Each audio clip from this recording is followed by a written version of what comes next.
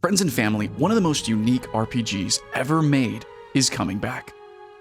So this is actually coming pretty fast. December 3rd, this year, 2025, it's happening. Guild Wars 1, the tactical, deck-building, co-op RPG that people kept calling an MMO even though it wasn't, it's getting a remaster.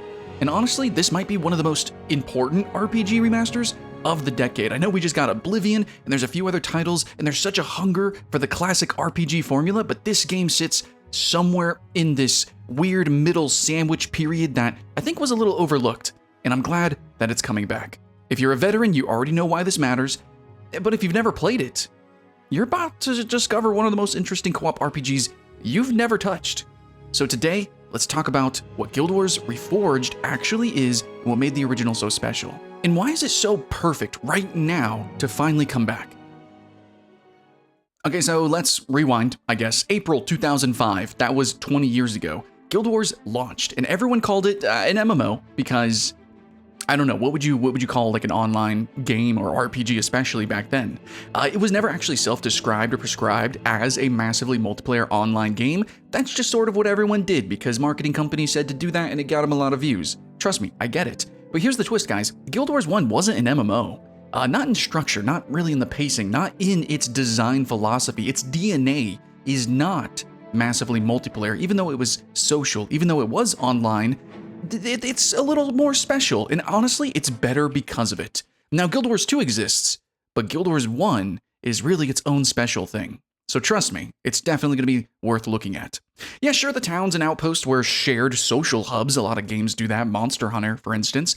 But the moment you stepped outside of the gates, everything became instanced. Your missions, your quests, your exploration, your party. Honestly, you don't even need to party up. You can even just use AI now. So that's pretty innovative. You know, I know Final Fantasy XIV does that now, a few other games, but that was pretty original to Guild Wars 1.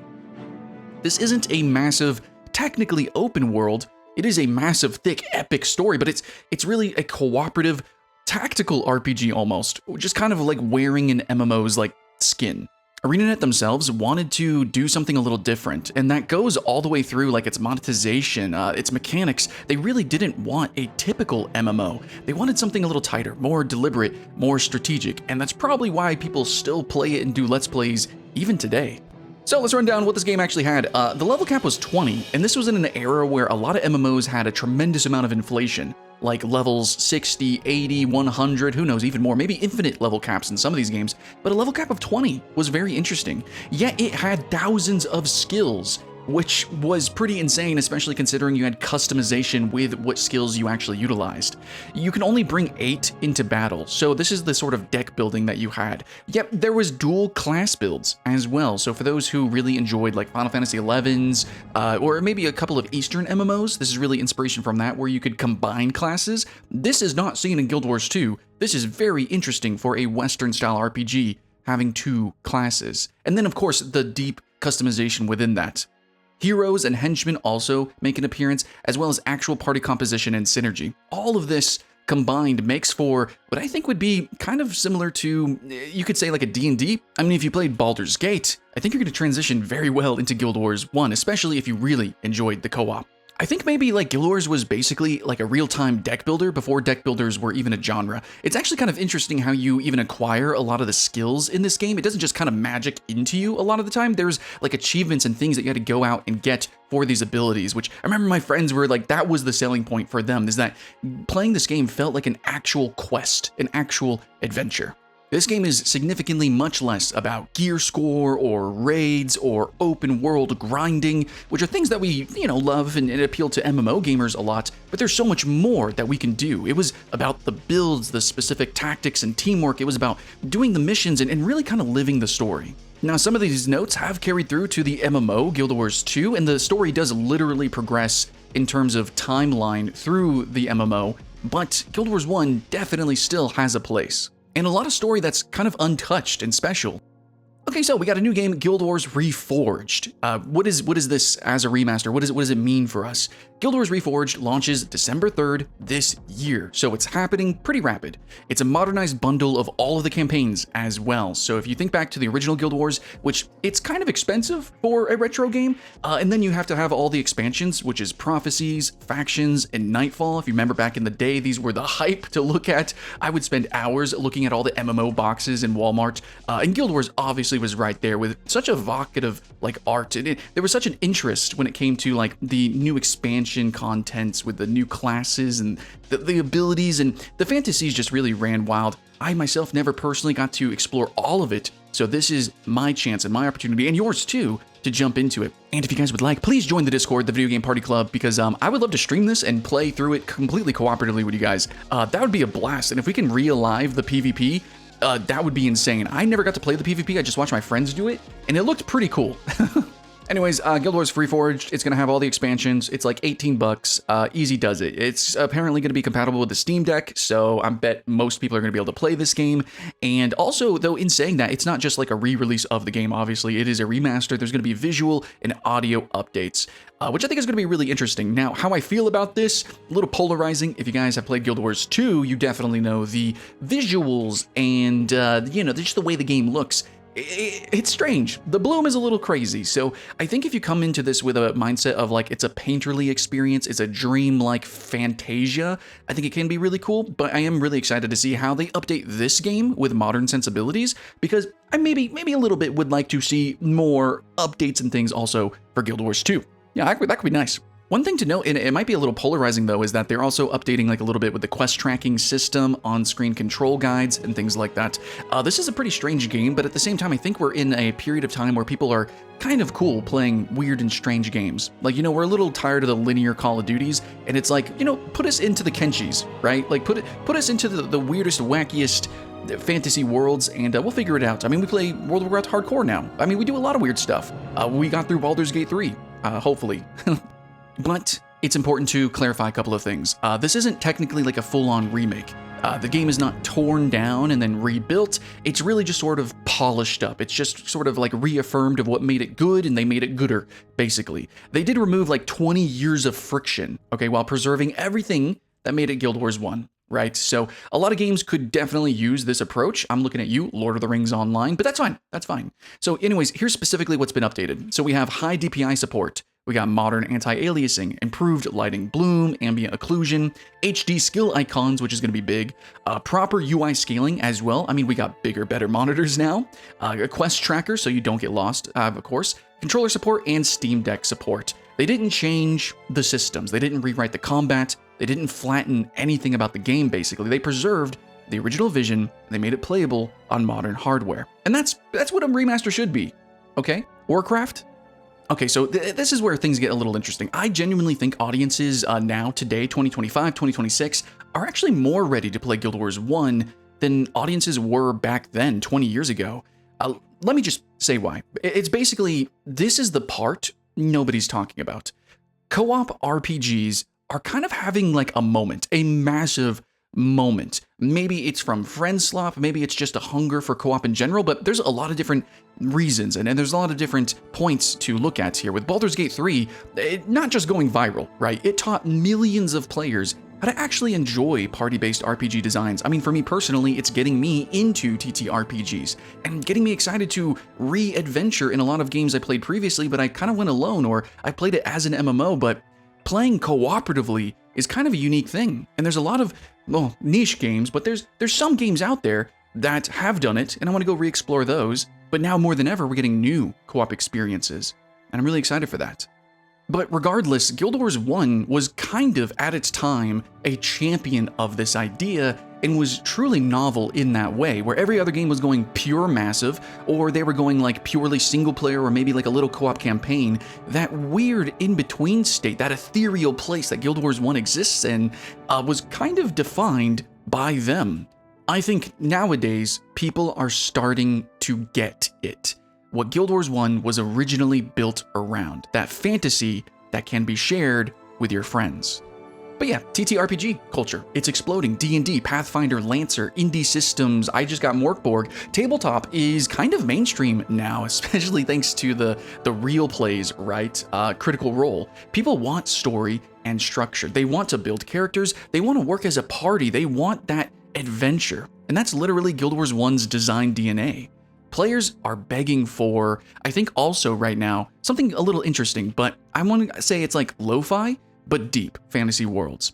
So we can look at games like Dread Delusion, which in some ways seems Soulsian or almost kind of like Skyrim, but it's really its own special weird thing, as well as Kenshi. What the heck is Kenshi? No one knew what that was when that was coming out. It is like this life simulation RPG, cruel thing. I don't know, a lot of PlayStation graphics as well, but honestly, throwback CRPGs are kind of booming too as well. People are even playing a lot of retro games now with, honestly, there's just been such a lull in like, you know, the linearity of AAA games. It's ridiculous. So we're just kind of re-exploring all sorts of things. But I myself, I'm very excited. I want to play Digimon World and games like Jade Cocoon. Let's go. But in general, also just RPG love with cozy games even really blooming. So there really is this idea of like, I want to play in a game and just kind of vibe, like just be a little character in like a little fantasy world and just see what happens. So from cozy to obviously insanity like Kenshi, there is just so much to explore and we all are kind of eating it up. Now, if you guys don't remember 2005, it really can't be understated how very similar a lot of games looked. This was the era of browns and beige. Do you guys, you know, Call of Duty Modern Warfare 2 and stuff was coming out. I mean, everything was really very FPS. Everything was very like, oh, what you know, game battles and what would eventually be like esports. This was a very strange time throughout the lifespan of Guild Wars 1, and it got overlooked and completely overshadowed by World of Warcraft and a lot of other titles. League of Legends was coming out, but I think now, looking back and then it being re-emerged, yeah, dude, this is exciting. Yeah, I'm so happy that we get to play this. And honestly, I'm kind of hungry for more remasters, especially when they come to co-op games, to re-alive them. In the end, I think it's a really good time to re-release this because people want emergent, slightly kind of weird, handcrafted fantasy. Not overly cinematic, not overly directed. Guild Wars 1 fits really kind of right into that niche. It's a little crunchy, it's a little strange, but not hand-holding. And I think that's a pretty good segue into MMOs because I think that's just sort of like what MMOs have become. Unless you play like classic World of Warcraft or old school RuneScape, and maybe you're seeing a trend here that we're trying to go back to like some sort of old school classic sensibilities where things were kind of real and gritty and not just like pretty graphics slammed into our eyeballs. Now the MMO genre has actually evolved, and debatably it's not even MMOs, right? Games like Destiny, MMO lights. We have these extraction games. They're survival titles, which are debatably, are they MMO, are they not? And then now we have like Where Winds Meet, where it's a single player game that is also kind of a co-op game, but also has like straight up an MMO as a game mode. And something that I'm personally very excited about is games that have just simply been inspired by MMO games, such as Fellowship, where it is taking like the esport mythic plus dungeoneering of World of Warcraft, and they just made that a game. And so I think now people are seeing that a lot of the sort of mechanics that we made MMOs with as a way to make them MMOs because they're online games, and they seemed kind of weird, you know, like, oh, tab targeting, or like you have to stand still, and like, oh, I don't know, like the way the abilities flowed, it wasn't action combat, it wasn't first person shooter, and it felt strange at the time, but now looking at it with a modern lens, we can see the depth of that. It's almost like how pixel art, you know, we evolved to polygons, low polygons, and then we evolved into like, you know, immersive simulation. But it turns out actually pixel art was really dope. And now it turns out we're in a renaissance of like PlayStation era graphics, and who knows what's going to come out next. It's a little bit like that, but for game mechanics. We developed some things because we had to, but then it turns out they were pretty dope, and we should kind of, you know, remember those things and bring it back. It at least shouldn't be forgotten. And we definitely can't forget about the conversation of game preservation. This is something that I always love to champion, and I love to talk about hidden gems or old school games. I myself bring up Dungeon Defenders probably way too much, but I really just need you to play Dungeon Defenders with me. That'd be great, but Dungeon Defenders is great. Anyways, yeah, so all of this to say that suddenly, within the past couple of years, people seem to be completely open to games that don't fit neat genre boxes. We're seeing a reemergence of older games that, even without being remade and remastered, people just willingly, organically want to jump into and kind of explore once again, because what else is there? You know, a lot of the things have been very samey or very short-lived. And now a lot of people have been exploring these shorter indie titles, which definitely have lower budgets and an aesthetic that kind of harkens to like a retro vibe, if not literally just like pixel art, low poly graphics. And I think it's kind of training consumers to be like, oh yeah, this is an art style. This is really dope. And I would totally play more games like this. Where can we find more? Probably 20 years ago. We can find more 20 years ago. They still exist. But bonus points if they get remastered. But to clarify more a little bit on Guild Wars 1 and the feel and like what you will actually do with it, because I don't think the gameplay on the screen is going to really elucidate it. This is not what you would call a theme park MMO. This is not World of Warcraft, and it is definitely not Guild Wars 2. Even though it says Guild Wars 1 and Guild Wars 2, they are not the same game. It is not really kind of like a successor, sequel. It's really its own thing. Totally different genres, actually.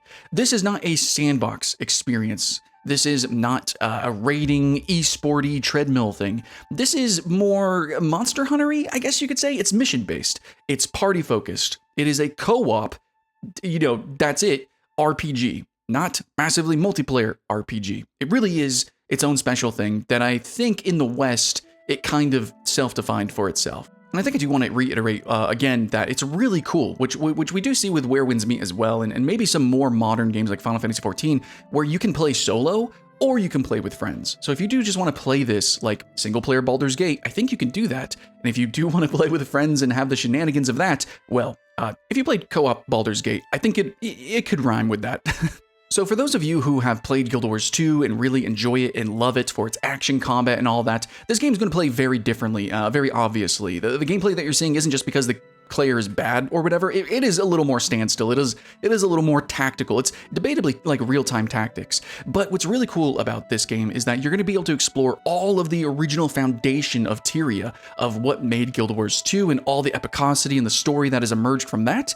It all started with this game. You'll learn about gods and the factions, there's lore, deep lore, and events that shaped what would become the MMO that we know and love. And also, there's even some interconnection with that. I don't know if you guys know this, but there's like cosmetics and things you can actually earn in Guild Wars 2, that's the end game, is getting cosmetics. You can get a lot of that by playing Guild Wars 1, and it's pretty dope.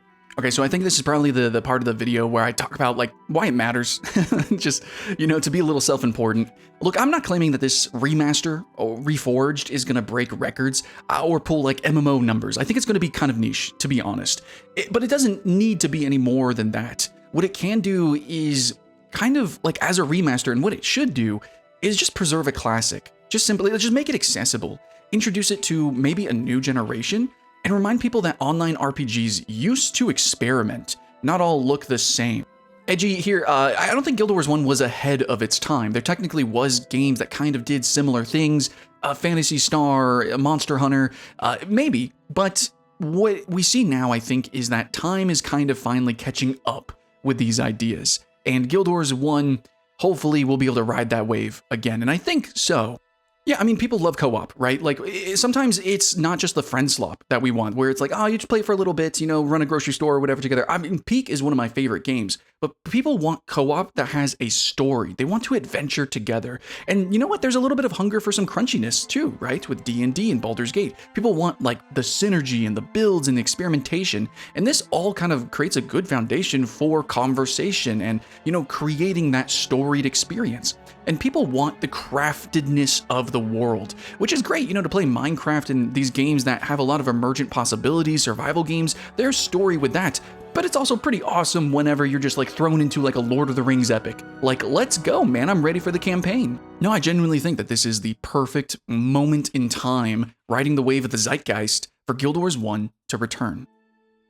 So, I guess wrapping it all up, are you jumping back in when Reforged drops, and are you joining the Discord so that we can play together? Are you a veteran? Actually, I want to ask. A Guild Wars 2 player, have you ever tried the original? I want to know where you're coming from, what you're thinking about this game, and how you're approaching it, and do you care about remasters? I know lately we've been kind of burned a little bit, like when it comes to these big AAA games remaking or remastering or whatever, just re-releasing their older titles and kind of messing it up, but I kind of believe in ArenaNet. There is a sincerity to the music that they make, to the world that they paint, and I never really got to fully explore Guild Wars 1, and I really want to, so I want to believe. I'm jumping on the hype train. Let me know if you are too.